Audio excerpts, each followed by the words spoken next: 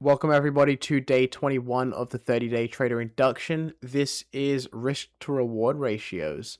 Now, this is quite possibly the most important principle and framework that you need to identify and understand, because yeah, it's cool to plot levels on, and yeah, it's cool to take trades and bank wins and stuff, but this is where the statistics actually come into it. And we're trading a statistical game. We are dealing with a probabilistic environment, and risk to reward ratios should be our second, if not our first language to understand where our edge lies in the market. So in this video, we're going to go over what a risk to reward ratio is. I did briefly go over it in the first week of this series, but we'll go back over it again. The second one is how to calculate risk to reward on any trade.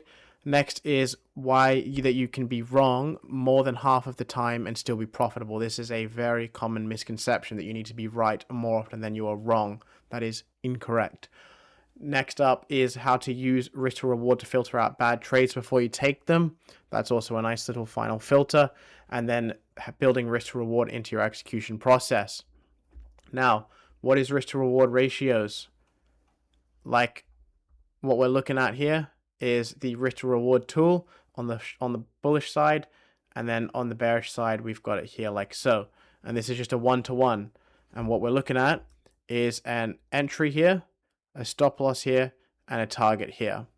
Okay, which means that if we execute here to go to the upside, projecting price to go to the upside, to win us 1 unit of risk, if 1R equals $100, because we're risking 1% of a $10,000 account, we know that if we take a trade here and price goes to our target, we are going to bank $100. We're going to net 1R, which is the same as 1R. If, for example, however, the trade does go against us and it goes to our stop loss, we know that this represents 1 unit of risk, which is a minus $100 stop out. So firstly, you calculate the actual dollar amount of what you want to lose on the trade, which is about 1% of the account. In this case, it's a $10,000 account, so that's $100. And then we're converting $100 into 1 unit of risk, because that's what we're looking to stand on the losing side of the position. 1 unit of risk is static per position, but then we can have a greater number on the upside of the risk to reward ratios. For example, we can have a 1 to 1.5, where we're looking to risk 1R or $100 to make $150, or 1.5R. And then we can also have a 2 to 1, which is risking 1R to make 2R, or risking $100 to make $200. And you can go all the way up and up and up and up and up to however much you need it to be. So that's risk to reward. That's how we want to be looking at trades. We want to risk a small amount to make a little bit more. Now, how to calculate the risk to reward, we've just gone over.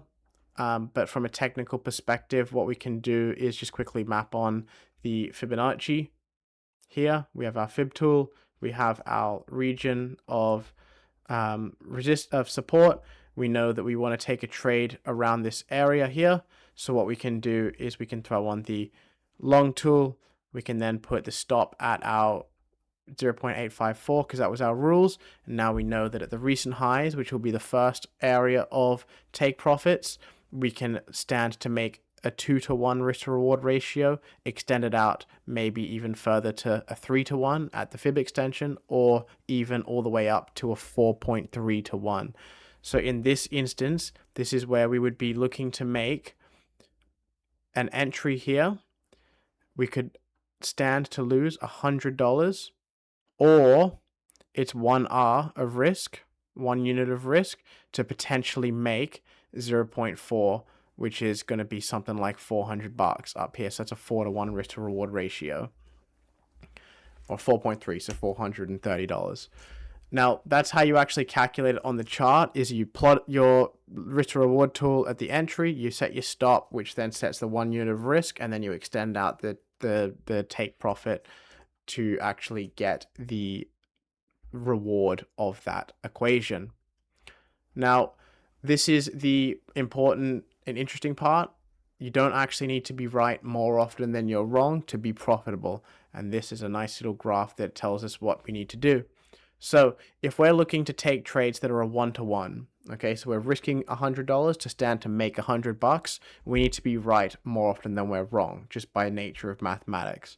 51% of the time would net us that profit in our favor.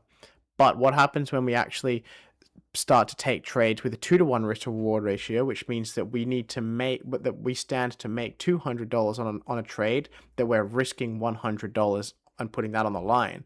That means that we only need to win 35% of those trades in order for us to actually take a profit, like just basically hit break even, which is quite interesting. You can win 34 trades and lose 66, but still actually come out just slightly on top.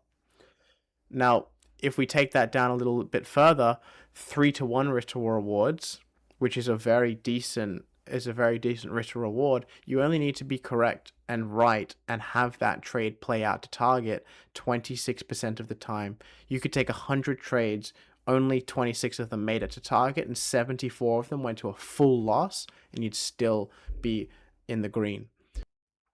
Cool. So that's pretty much it. What we're looking to do is just make sure that we are taking track of what our actual true risk to reward ratio is on our trading.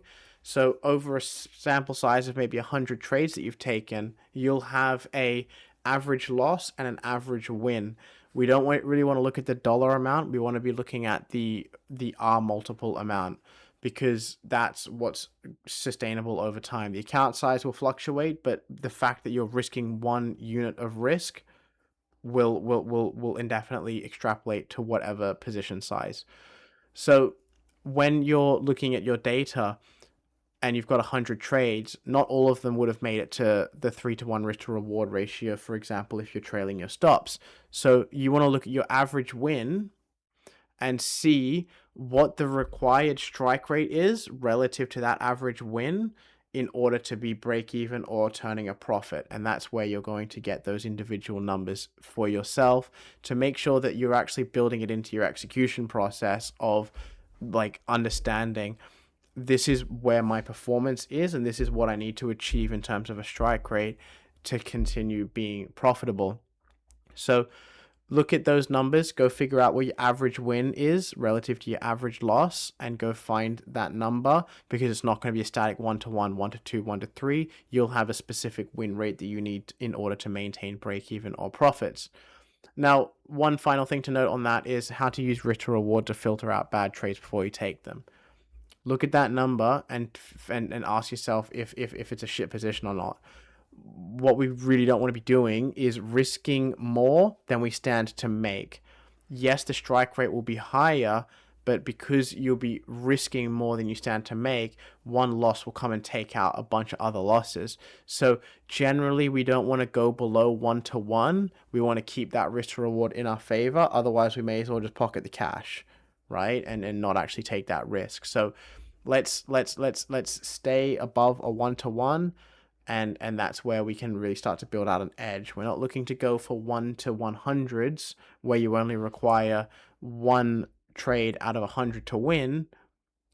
1-to-2s, 2-to-1s, 3-to-1s, 4-to-1s, 5-to-1s, that kind of region. Don't be going above and trying to shoot for the moon. We're looking to play the probabilities and play the edge in order to turn a profit. So risk to reward ratios, very important. Go and find your number. What is the required win rate for your average risk to reward ratio on your trades that you're taking?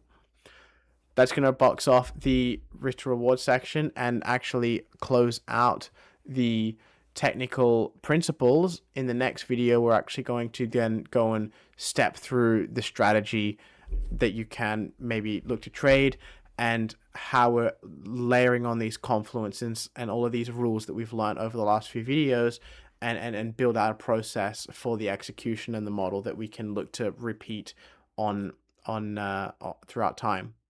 So thank you very much for watching, and I'll see you in the next one.